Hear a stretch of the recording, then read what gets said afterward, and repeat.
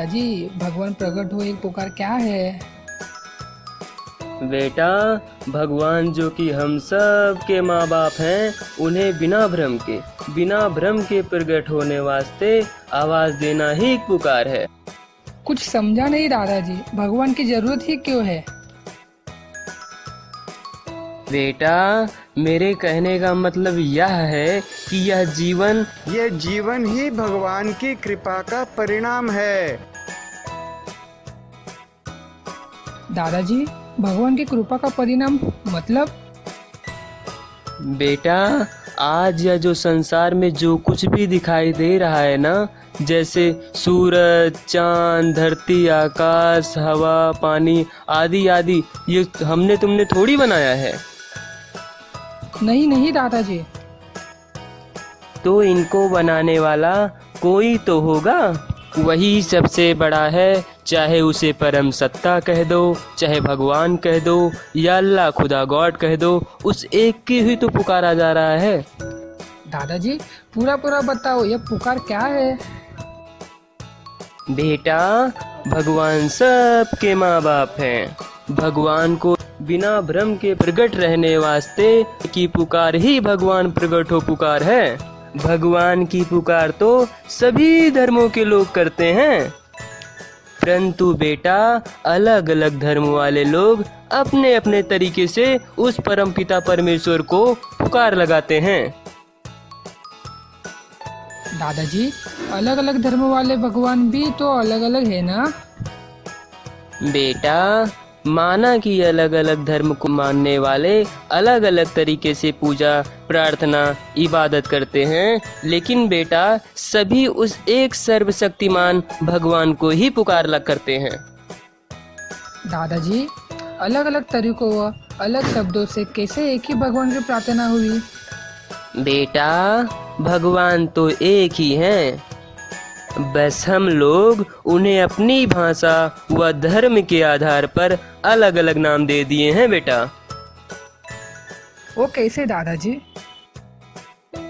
बेटा, जैसे पानी है वह तो एक ही है, उसे पानी को कोई जल कहता है, तो कोई वाटर कहता है, तो कोई आप कहता है। दुनिया के अलग अलग भाषा के लोग पानी को अलग अलग नाम से बोलेंगे, परंतु वे सभी उस एक ही पानी की बात करते हैं।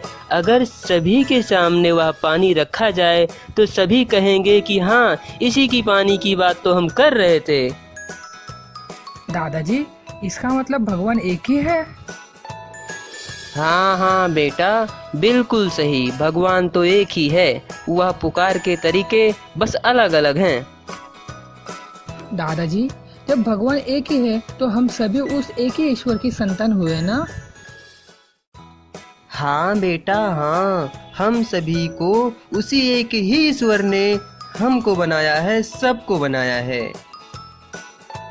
तो भगवान हम सबके माँ बाप ही हुए ना? हुए ही नहीं बेटा, भगवान ही सचमुच के हम सब के माँ बाप हैं। दादाजी, एक बात बोलूं? जैसे मेरे माँ बाप और मेरे माँ बाप के भी माँ बाप आप हो और हमारे साथ रहते हो, वैसे भगवान क्यों नहीं रहते?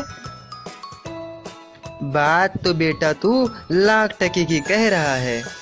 भगवान को प्रकट रहने के लिए ही तो प्रयास किया जा रहा है बेटा। भगवान को दिखते, सबसे बातचीत करते, बिना भ्रम के सबको लाड़ दुलार करते, प्रकट रहने की ही तो बात को लेकर यह भगवान प्रकट वाले सभी लोगों से निवेदन कर रहे हैं कि भगवान जो हम सब के माँ बाप हैं, वह सबको दिखते हुए प्लीज तुरंत प्रकट हो। तो क्या सभी के पुकार लगाने से भगवान प्रकट हो जाएंगे?